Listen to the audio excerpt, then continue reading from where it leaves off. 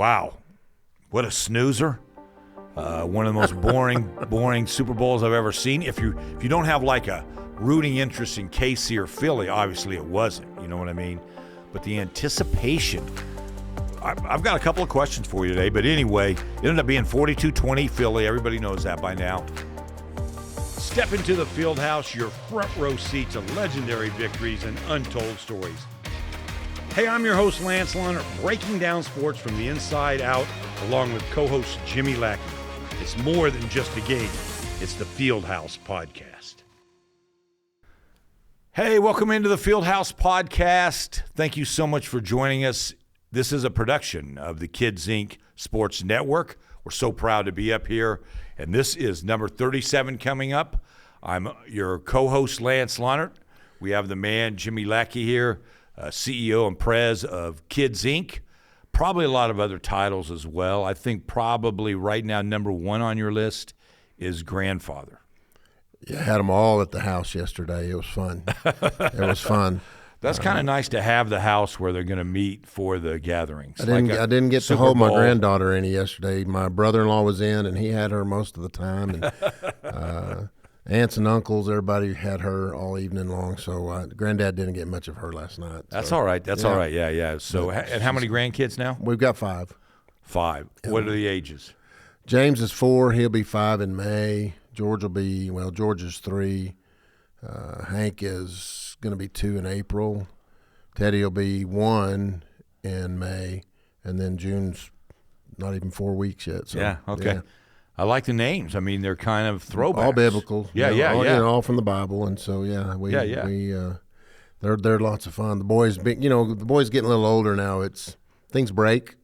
We heard that crash yesterday evening, and had a little candle got broken. I mean, those kinds of things. So here we go. I know I need to get a new vacuum cleaner. That one we have didn't work very well. Hey, this is podcast number 37 for us. We're rolling along with these. We can't thank you enough. Jimmy, also, we're so thankful that we have Maddie behind the scenes. The production that comes out online, so many compliments on that. Yeah, I do. I get a lot of compliments. As a matter of fact, we've got an entity wanting to know, can they use this studio to have their podcast? And so hopefully we're going to have another podcast. That's cool. Yeah. Sometime we got to go up 3 mics, and Maddie's going to have to double team it. Yeah. We'll have her, and we'll interview her. We keep saying that. They say, who's Maddie? To me, yeah. They're going to make that happen. How about podcast 38 is going to be Maddie on the set? So let's just put that down right now. There we go. All right, number 37 is our number. And looking back, we talked about it kind of off the air, but, man, 37, when I was thinking about that, I try to not look in the book, okay? I go with, a former teammate of mine, and when you're little, you may not like the star of the team. You may pick some guy that, like Norris Weiss of the Broncos, you know what I mean? Third-string quarterback, things like that you really like, or Monty Tao of the old Denver Rockets, guys like that. But I'm just saying, 37, Dave Stieb I had him in fantasy baseball way back when for the Toronto Blue Jays, so I happen to know that number. And he did really well for me, but it's not like that's my number, guy. So, but 37's a tough one. I'll be honest. I had to look in the book to get a little knowledge back in my head. There was obviously some names I recognized, but nothing popped out to me until I looked in the book. So I cheated. Casey Stengel sitting there at the face of the page, and I think if we would have been that era, Casey Stengel's number might have stuck out to People us. Ask what book. My dad gave me this book years ago, and when Lance started asking me every week, a number, I thought, you know what? I've got a book. And so this tells you famous athletes and stuff that wore different numbers. And so, but I had to look in 37. Yeah, so who'd you come up with? Lester Hayes, definitely back in the day with the Raiders. That defense of theirs, holy smoke, they'd hurt you. Yeah. And, back even when Ronnie Lott joined them after being with the Niners, and holy golly, they were just they were tough. And that was back before targeting and all that kind of stuff. And so they would level you. Yeah, they would target every play. Lester Hayes, back in the day, there was a thing called Stick-'em, okay? It was in like a little plastic jar. Well, it wasn't even a jar. It was a plastic bottle type thing. Yes. But you would dip in and put it on your hands. You know what I mean, to keep it your stick 'em. Sometimes on your bats, sometimes wherever if you could afford it. But Lester Hayes put it all over his body, and I'll never forget it, Jimmy. One game, I think it was a game, maybe even Cleveland or somewhere. Anyway, it was so cold it froze to him, so he had to sit there for almost an hour before he could even take anything off of his body. It was so stuck on him. But he had it on, like his socks. He had it up here on his, and then Fred Biletnikoff had it on his head on that time. But I think I'll go with Lester Hayes too. And he was a very quiet guy, had a bad stutter, I think is what it was, and didn't say a whole lot, but man, he would hit you. He could play and he would hit you. Yeah, that was a ruthless group back in there. Atkinson, oh my gosh. That whole bunch. They would light you head up. Hunters, man. They were definitely head hunters. Hey, obviously, we kind of waited to this week. Super Bowl was last night, so we're taping this after the Super Bowl. And, wow, what a snoozer. One of the most boring Super Bowls I've ever seen. If you don't have like a rooting interest in KC or Philly, obviously it wasn't. You know what I mean? But the anticipation. I've got a couple of questions for you today. But anyway, it ended up being 42-20 Philly. Everybody knows that by now. And it was 34-0 at one time. It wasn't even that close. Yeah, it wasn't even that close. So I played some squares, and I've never rooted like crazy. I had 6-3, so I had to root for the kicker of the Eagles to miss an extra point, and I would have been gold. But whoever had 7-0 made out in that for a while. Well, my son-in-laws were screaming for that last night because they had to go for two. Every case they had KC at 7, and twice they could have won $250. If they just kicked it? Yeah, if they just kicked it. But, I was in one that's kind of cool where every score they pay off. Now, they don't pay off the big, like, 1,000. Yeah. If it's a $50 one or $1,000 for a quarter, Not that we're gamblers or anything, but I'm just saying, they do it a cool way. It's like $150 every time you score. Yeah. So, like, it's 6-0, you get it. If it's 7-0, you get it. Yeah. Wow. I like that one. Yeah, it's not fun. your thing? I'm not a big squares guy. One of them was a soccer foundation that I kind of helped out. One was one was that I wanted to try that 150 thing. Yeah. I mean, where they pay out a bunch. Yeah. So the odds are better. Anyway, so I was rooting against this, but that's the only interest of the game I had after it was. I mean, I've never seen the Chiefs give up on the run like they did. I've never seen Mahomes so out of sync with Kelsey as well. And then I will say this. I was not impressed. And Andy Reid's a Hall of Fame coach, one of the greatest of all time. And if they win this, we're talking a whole different tune. But not great adjustments. Not that I'm an expert. But did you see, I think the number is 44 of the 49 plays he was in the shotgun. Just trying to chunk it. Yeah. And the pass rush, the splits on the O-line, you were an O-lineman. I mean, it's whatever. You have to. What do you think? Well, first off, you have to bow down to the defensive line of the Philadelphia Eagles. They controlled the ball game from start to finish. They controlled the ball game. But after the game was over and I'm sitting by myself after I barely left last night and I had a chance just to sit there and go, okay, analyze this thing because I know we're going to talk about this in the morning. Here's what I've come up with, and I don't know anything, so take this with a grain of salt. I don't think the Chiefs, personally speaking, have been the same since they released Tyreek Hill. Oh, great point. I think if you go back and look at their offensive production, which I did a little bit last night, and they became a little more one-dimensional with Mahomes since that time because he was such a threat just simply because of his speed. And from that time to now, which is really only 2 years' time, last year and this year, their offensive production hasn't been much. Look how many games they won this year by this much. They weren't beating people by large spreads. Yeah. It caught up with them last night. They played a team that you can't do that with. Yeah. And they got smoked. They just got smoked. There's no two ways about it. They got smoked. That's a great point, Jimmy. Like across the board, especially offensively, Philadelphia had the better players. Defensive front proved to be the best. Really, when you analyze it, the best player was, probably Mahomes over Hurts. However, who was the MVP? It was Jalen Hurts. So he had his moment in the sun. I know guys. I know Tanner Schaefer. I don't want to anyway, Tanner Schaefer was an assistant coach and in the quarterback room. He's the great Canadian quarterback who went 2 straight years without a loss, back-to-back state championships up there. Anyway, he was in that quarterback room 4 or 5 years. And we're talking Baker Mayfield, Jalen Hurts. You can go down the list, you know what I mean? Yeah, I mean, there were about 4 or 5 in there that were playing in the NFL.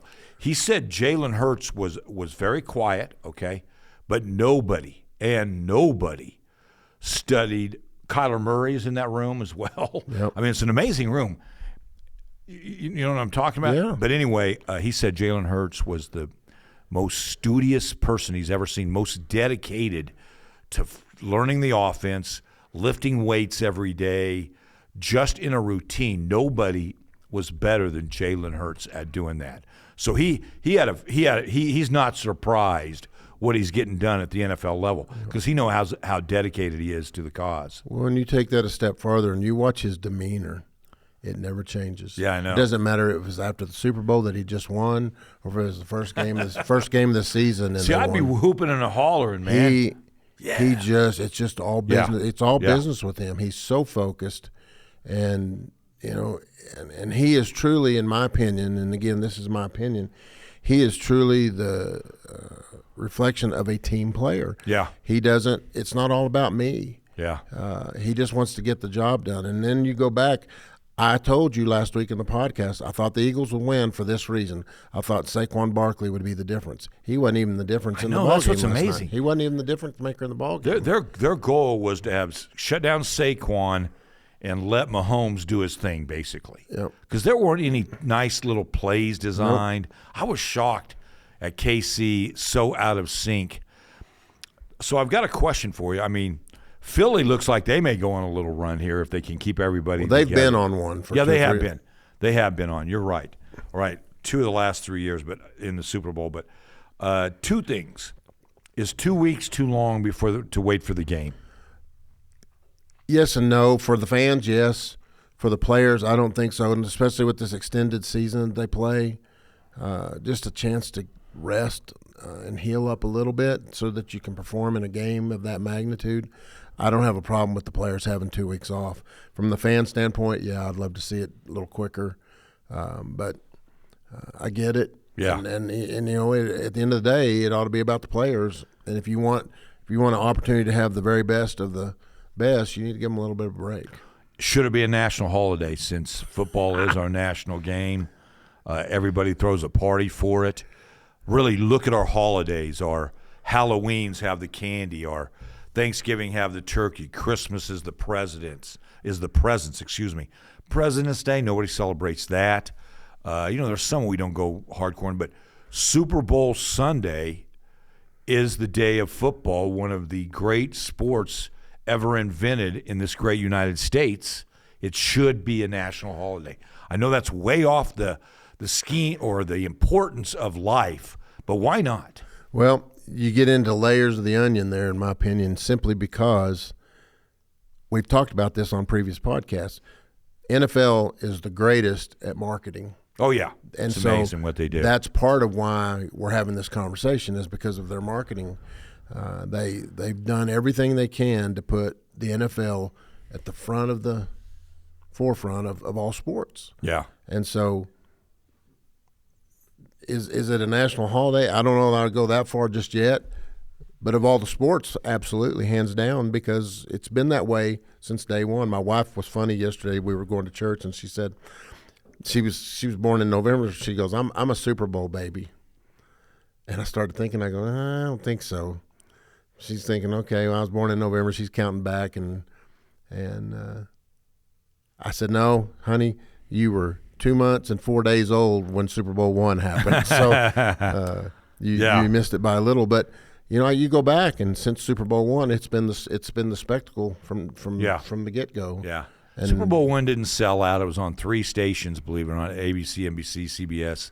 So it's just changed. But I don't have any problem with it. I mean, it's part of a life of a lot of people in the United States. Not everybody. It's not for everybody. I'm all good with that. But why not celebrate it? Why not? There's one holiday that's for everybody. Yeah, exactly. Think about it. Christmas. You name them all. There's one that's something's not for everybody, but of all of them, you got a point. Yeah. And with the number of people and the amount of money that's spent on it. From food and home things that people do at their homes. Yeah. Day to get caught up would be probably nice. It's officially the end of football. Yeah. So I don't like that. That's the part I don't like. Yeah. You know me. I like a football game on a regular basis, and so you got these USFLs or XFLs that pop up, but it's just not the same. So really, football doesn't start up until we get college football back. Did you see Ryan Palmer have to wear the Eagles jersey the other day? Did he really? What's the state? What is it? Is it the Phoenix Open? Yeah. Well, no, it's the West. So they have the stadium hold the 16. Waste management. He made a bet with somebody. If he missed the green, he had to wear an Eagles jersey. So he put it on at the tee box and wore it down. Wow. When he got to his ball, he took it off, threw it down, acted like he was throwing up. It was a Hurts. It was a Hurts jersey. It was pretty funny. You need to go watch that clip. I do. I didn't see that. Yeah, it's pretty good. He's a good sport. He missed the green at 16. He did. He get booed? No, they were clapping because he was wearing the jersey. Oh, okay. He was. He's a fan favorite, and he was doing his thing, and it was pretty fun to watch. Yeah, good job, Ryan. Yeah, really, really good job. Yeah, so who's going to win it next year? Let's get your way too early prediction in the NFL. Who's the Super Bowl champion when we're sitting here next year with whatever number we're trying to figure out? I'm writing it down. Okay. Well, I'm trying to decide between 3 teams on the NFC side because I think Washington, Detroit, and Philly are all going to be back in that mix. Okay. I'm going to go with Philly. I think Philly to repeat. I think Philly gets there. I'm going to go out on a limb and say it's Buffalo's turn, and they've got the players to do it. I still think Buffalo's got a shot, and you got to throw Baltimore in there too. Baltimore's as long really as Lamar good. Jackson's in the backfield. Not my Broncos. Not next year. No, not next year. I'm going to go out and tell you who the 2 teams are. I'm going to go Eagles, Bills. Bills win it. Okay, I like that. I'm going to go Detroit Bills. And I'm going to go you got Philly winning it. No, I got Buffalo winning it. Okay. All right. I'm going to go Detroit then I thought Buffalo would win it this year. I don't know. Philly's going to be really hard to beat. Yeah. That's bad news for the Cowboys, the teams you just talked about. Oh, you got 2, and look how many of their former coaches are on those staffs. I mean, that's another thing about Philadelphia this year. Both their offensive and defensive coordinators were new to the play this year, and so to come in and do that, Sirianni looks really, really good coming out of there. I didn't realize, and I'd forgot, he coached at Kansas City. Yeah, he did. Yeah, so that was a little bit of an odd deal. Now, him and Reed aren't ever on the same staffs, but yeah, you're right on that. Yeah. It's just amazing how football has and it's changed so much. That's what's impressive to me for the fans of this great United States. How we kind of go with the flow. College football is ridiculously different than we've ever imagined. Yep. But pro football is too. You look at that spectacle we just saw. Yep. Before we hop out of here for football wise, okay, halftime show. Did you watch it? Yeah. Okay, and this is 2 old white guys watching a rapper in New Orleans do his thing. So I'm gonna be really unpopular here. Okay. First off, I just like music. Rap's not my favorite thing, but heavy metal's not my favorite thing either. But the production that goes in, I watch it from a different perspective because I watch the production side of it. I'm looking for a drummer. Because I play the drums, and that's the first thing. You don't like heavy metal, and you like drummers? I love drummers. I know, so you should. But I just don't like heavy metal music. Those guys do it as well as anybody's ever done it. Yeah, but you can't hear what they're saying. There's the drummer and then the rest of the band, and the drummer's like I said, 2 old white guys conversation. The drummer's not the here. The drummer's not the focus of the band. That lead singer better be pretty good too. You go hear Judas Priest, can't even understand what they're saying. So let's just go there. Judas Priest. Here's where Jimmy, there's grandfathers. I'm telling you. Okay. I mean, you're talking. My brother drug my dad to every hard rock concert that ever came to Emerald, Texas. My dad saw Kiss. My dad saw Quiet Riot. Yeah. My dad went to all. He took my brother to all. So he must have liked it. No, he just took my brother. Okay, I got you. Because I wasn't going to. Gotcha. And so, but here's what. I'm gonna tell you this where I'm not going to be popular. I don't care. Everybody has likes and everybody has dislikes. Yeah, they're genres. But to go on, I mean, if you look at social media and you got all these people bashing every year they bash the halftime deal. It doesn't matter who it is. I agree. It doesn't matter who it is. It could be a country singer. It could be a rapper. Because first of all, the acoustics aren't going to be amazing. No. They're just not. It's a football stadium. When you're watching it on TV and there's a delay, there's a whole lot of things to it. But just because you don't like a particular genre doesn't mean it's bad. Yeah. And I just don't. Fair enough. I don't like seeing everybody just picking things apart. That's what's wrong with our country. Yeah. Is we can't have differences. Yeah. And you know where I'm going to get on a subject there that you don't want me to get on right now because okay, it's to each his own. And if you don't, you know what? If Super Bowl is going to be a national holiday, one of the things about Super Bowl is everybody's got a lot of food. If you don't want to watch the halftime show, get your tail in the kitchen and go have something to eat. And when it's over, come back and have a seat back in the seat. But that's so well said. I'm going to say this: quit your bitching. Okay. All right. Everybody has their opportunity, and there's something different every year. And would I've loved to have seen Cody Johnson or somebody like that? Absolutely. But I also I'm a very eclectic guy. I like put Dua Lipa out there. I'm going to see her in Dallas next September. Wow. So I love different kinds of music. Yeah. No, you're a music guy. And so I'm not as big as music guy as you. I'm kind of like old school rock, like Elton John, way back, people like that. I like some country. I like the older country than the new country, which isn't popular either, but because I think it repeats too much. That's all. I'm not disrespecting what new country is. Yeah. I think they all sound a little bit alike. I like the difference of sounds. I'm with you. I did not understand it. Okay, I didn't understand many words being said. I thought the performance was above average. I really did. I enjoyed that. I didn't know that was Serena Williams until in the back this morning on social media dancing. And my girls loved it. All 3 of my daughters were there last night. They loved it, huh? Oh yeah, my wife. If there's a beat, my wife goes to dancing, and it's not always the prettiest of things. But I mean, the girls were up doing their thing last night. They're loving it. So my wife's daughter loved it. Yeah. So it's to each his own. Yeah. Okay. Rap music is not my favorite. I'll tell you that right now. Yeah. But that doesn't make me a bad person. I wish I recognized a song or two. I like blues. Yeah. I like Motown. Well, you're in New Orleans. I like Motown. You have a chance for blues. Yeah. Anyway, I like that though. That performance. What was the guy that played the trombone that sang "America the Beautiful"? Trombone Shorty. Yeah, trombone. That was Shorty. Outstanding. Him and Lauren Daigle. Yeah. That was outstanding. Those guys can play those that trombones. blues stuff. That's what you just hit the nail on the head. That's where I was going last. I think they should have taken the opportunity to throw in that blues theme while they were in New Orleans because it's the heart of New Orleans. But I'm not in charge of any of that, and what makes them money makes them money. And but you're right. It's a tough gig. The week before, Kendrick Lamar's name's on the Grammys multiple times. So obviously, you got somebody that's a star. Oh yeah, out there on the field. Good for him. Good for him. Yeah, I agree. We'll leave it at that. So it's a tough gig. Hey, a couple more things before we hop out of here. West Texas A&M played over the weekend. They're trying some new stuff on the Canyon campus. We had the pink floor. That's a tradition there now. That was way cool on Thursday night, by the way. And then the Lady Buffs do that, honoring breast cancer awareness. I really respect Josh Prock for that. That is cool. That is way cool. And then Saturday was 806 Day. New Jersey look we haven't seen at WT in a long, long time. The Lady Buffs were kind of a sunset is what the idea was. And then the men played really looked like Canyon High School jerseys. They had the Canyon High with the red letters. And, I mean, the same kind of typeface even on there, so script. Yeah.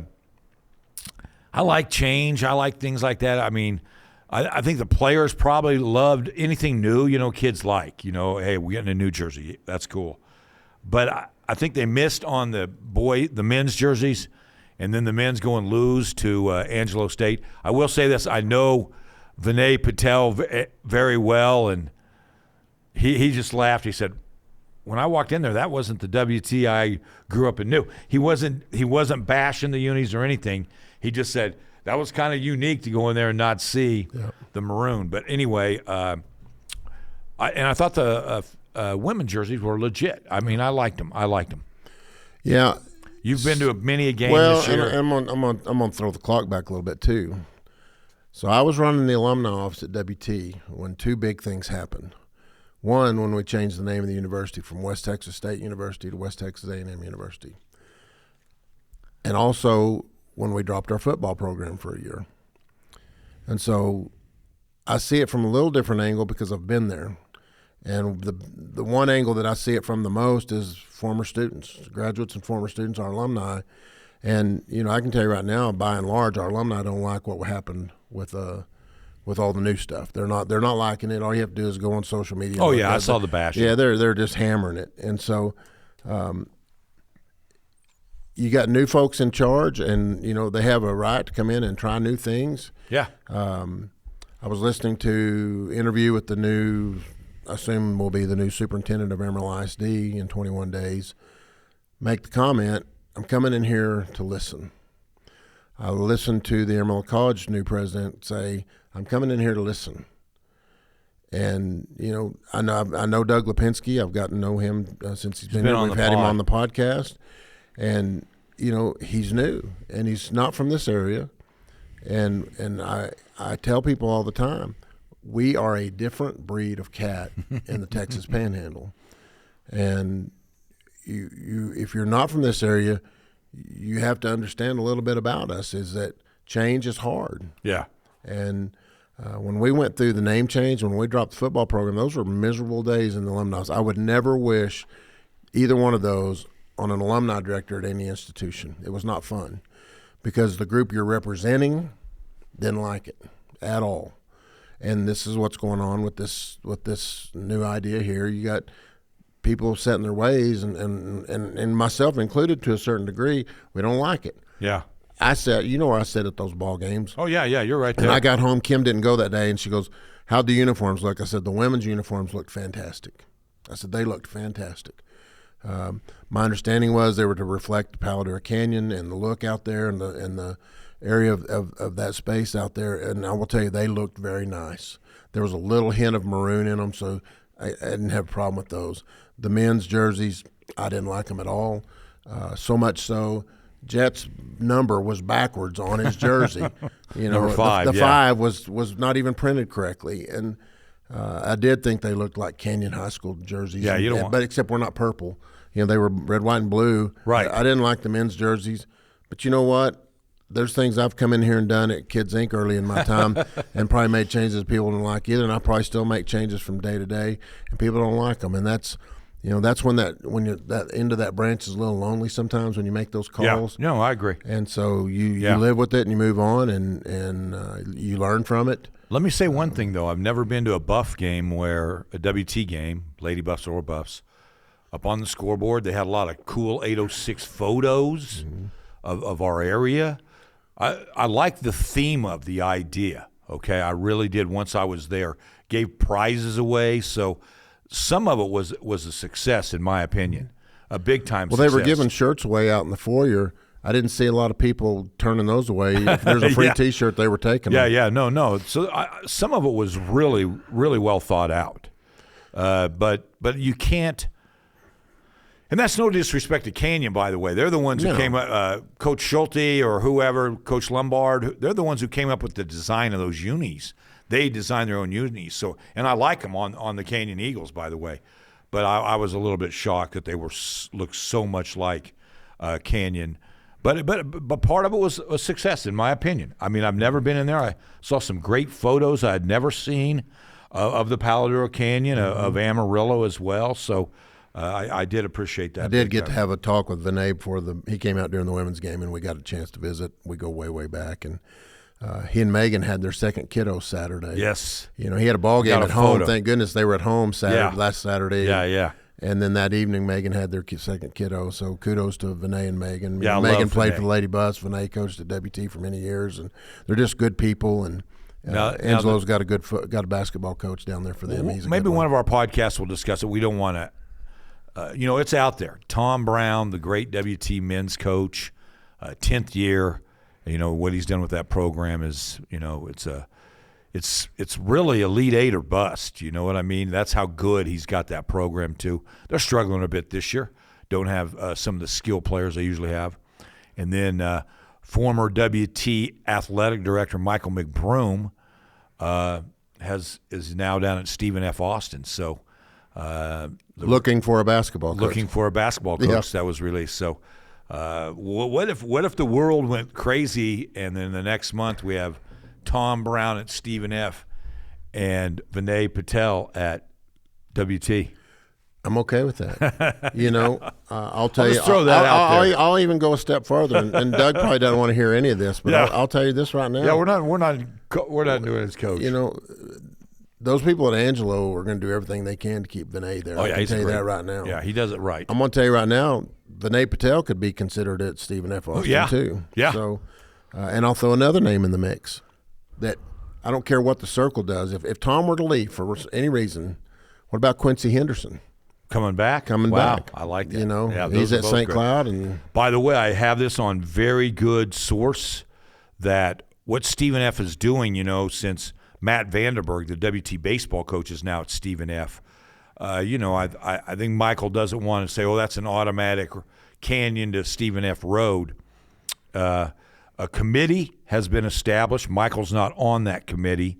He will have say in the hiring of that coach. That's why he's the AD. But they will bring the names, supposedly. Do the due diligence. Yeah. So and he's not involved in that. So they'll do it separately from what he's thinking. Yeah. So I respect that. Well, for people that don't know, here's the lay of the land at Stephen F. Austin right now. So Coach Vanderberg, our baseball coach, is now the baseball coach there. Colby Carthel happens to be the football coach there. Michael McBroom is the athletic director, and by the way, Neil Weaver is the president of the university, who used to be our vice president of development. So there's a tree down there that has a lot of maroon in it. Yeah, and I like seeing our folks get a chance to move up in the world and for sure and do their thing. And so if a coach goes somewhere, who goes with them?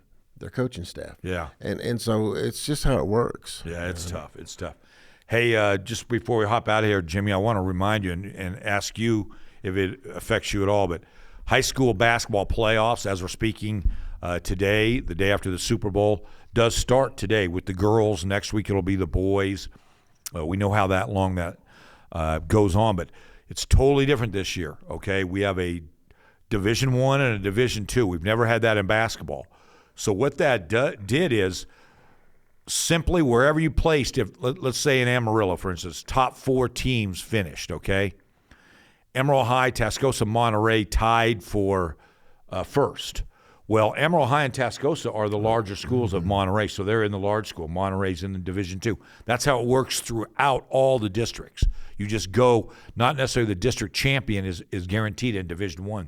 Some of them are in Division II.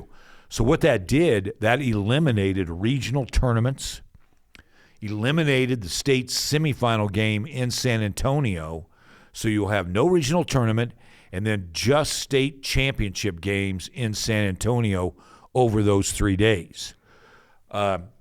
You experienced a lot of that. What you okay with the change? I do like it from the standpoint that it gives more schools an opportunity to get to a state championship. The tradition of the regional tournaments and the state tournament, again, here we're talking about change today. That's a change. The large school, small school in theory, I like, until you get to an Allen that's got a 7,000 and those schools that are just those mega-sized schools that, I'm sorry, there's power in numbers. Oh, yeah. And you get to a certain point, and when they've got one, we've got one, and they've got one for every 4 of ours in terms of enrollment, it's tough, and so you get down in other sports, maybe more so than others, but I don't have a problem with more kiddos getting a chance to compete for a state championship. Leslie Broadhurst brought that up about his friends from New Mexico that time. Yeah. Saying, it's hard to get there because you've got to be, one of one district to get there. Yeah. At that time, it was 132. You know what I mean? So now it's down to 64. Yep. Cut it in half. You're right. It's changed. I will miss the regional tournaments. I think it's cool where 4 schools go there, and the winner of that gets the award of cutting down the nets that night or day and go on to state. I love kids getting a chance to play 2 games in San Antonio, kind of learning the lay of the land in that first one. Is such a massive – the Alamo Dome is a massive place to play in, and then you kind of get relaxed and get a play on the championship. I'll miss that, but I'm okay with it. And I'll be way okay with it. By the way, the regional tournament, hasn't always been there. You know what I mean? It hasn't always been that way. So that's nothing new. But I mean, it's changed. I will say this: I have had conversations with UIL director Charles Breithaupt, Dr. Charles Breithaupt, and Jimmy. He said ideally he would like to see semifinals and finals down at state. Yep. He doesn't know how to figure that out yet, and he's done at the end of this year. So somebody might, but that could be a Wednesday, Thursday, Friday, Saturday tournament eventually. Yeah. I mean, the one thing that I think about is, of course, and I'm going to use Canyon as an example because I've lived in Canyon for a long time and my kids went to school there. That was talking about a national holiday. That was an annual holiday planned for most people that were involved with Canyon basketball. Yeah, to go down to state. They go to Austin for the weekend back when it was in Austin. And so, from that standpoint, there's a lot of schools that are very much like that they plan. Yeah. And families, regardless of whether their teams are or not, you go and you see Spring a lot of the same time, you see a lot of the same people at the state tournament year in, year out. That's a great point. It's a chance to see one another. And so if you want me to say something about change, let's get the heck out of San Antonio, the Alamo Dome. Yep. Maybe play where the Spurs play. I don't know, but that is not a basketball arena. Yep. It's not a great chance for an atmosphere. The drum was amazing, but Austin became so expensive with South by Southwest. So, and that drum is gone, and now that only seats like 10, 12,000 in there, which would be ideal. But Austin is just too expensive for the schools to get down to. But why not the American Airlines Center in Dallas? American Airlines. The only problem with that is the Mavs will not give them back-to-back weeks with the girls and the boys. Yeah. So they kind of want to make it fair for both because they're on different weeks. So it's a tough. I think Dallas is a better location. Oh, way better. Now, San Antonio, parking-wise, Jimmy, hotel-wise, it is gold. Yeah. It is far better than anything we've experienced in Austin. But the atmosphere is missing. It just is. I would think from an expense standpoint, too, for all the schools, Dallas would be a better location. Maybe not for all the downstate folks, but if you start thinking about all of us up here, Dallas is a much better destination spot. And so, travel-wise. Traffic-wise. Terrible. Yeah, true. True. Hey, good stuff today on number 37. Appreciate you, Jimmy. Yeah. I do want to bring this up. I wasn't going to, but I'm going to. Lance asked me what this envelope was. I brought it in for Matt and Lance to see. I'm sure most people are aware of the unfortunate situation that happened in Borger here 2 or 3 weeks ago with our young lady, Serenity. And this is a picture that we had made for her. And I'm going to tell you the history behind that. She was playing in our indoor soccer league. Wow. And her team they were a little U8 team down there. And so a week or so after this happened, they had a game a week ago Saturday, and they wanted to wear pink because that was her color. Everything is based on pink. And so our shirt folks here in the office made their team shirts, and all the shirts had number 7 on them. Wow. And so we called the coach from the other team and asked if we could do a little deal before the game, and several of our staff members went down. And so we had the kids out on the circle of the soccer field, and we had a moment of silence, and we talked a little bit about her, and I had a really nice visit with her parents. And one of the things her dad asked me was, do you think that maybe somewhere in this building you could put a picture of her up in here? And I said, 100% we can do that. Tammy Thompson, as you well know, was a member of our staff from the day we opened the building when we bought it back in 2003, and ran our facility down there for many years. And Tammy passed away of cancer 2 or 3 years ago, and we have a nice picture of her up in the office. And I told the mom and dad, I said, we'll make sure we get a picture, and we'll put it up in the office so it won't get tore up. But we're going to get this matted and framed, and that picture of Serenity is going to go up in our office. And I thought that was at least the very least that we could do for them. And we offered to take the fees that their parents paid for this team to play from Borger and Kids Inc. threw in just a little bit more, and we sent $1,000 to the fund that they've got set up in her name over in Borger, and we sent that to the Pantex Federal Credit Union. But we took all the fees from her team and a little bit more from our office, and made a donation over there. And, nonprofits don't get to make donations very often, but this was something that we thought was certainly worthy. And for them to travel back and forth from Borger to come over and play in our league, it was the least we could do. And it was a nice event that we had for them that day. And it was really nice to visit with their parents. I can't imagine going through what they're going through. I just can't imagine. I can't imagine putting your head on your pillow and knowing what happened. You know what I mean? It's just For those that don't know, dropping off at school, Colt got caught in the car, and it was a very, very, very unfortunate situation. And so we've met a lot of nice folks out of the deal, and they come back and play. And so by the time they have their next game, this will be up in the office. And I love that gesture. Yeah, I love that gesture. It was the least we could do. And those are things. That's the things that from time to time you got to set everything else aside and say, what's this life about? And it's making sure we take care of kiddos, and this is one that we'll leave up in the office from now on. I love that gesture. Yep. I mean, that's going to mean the world to that family. Yeah. I bet you those little girls love that jersey. Yeah. I put a little deal out on our social media with all of them. They got all different kinds of pictures with them, and so it was a nice event for a very unfortunate situation. Yeah. Well done. So, hey, this is number 37. Let's hop out of here. This is the Fieldhouse Podcast. We'll see you when we see you.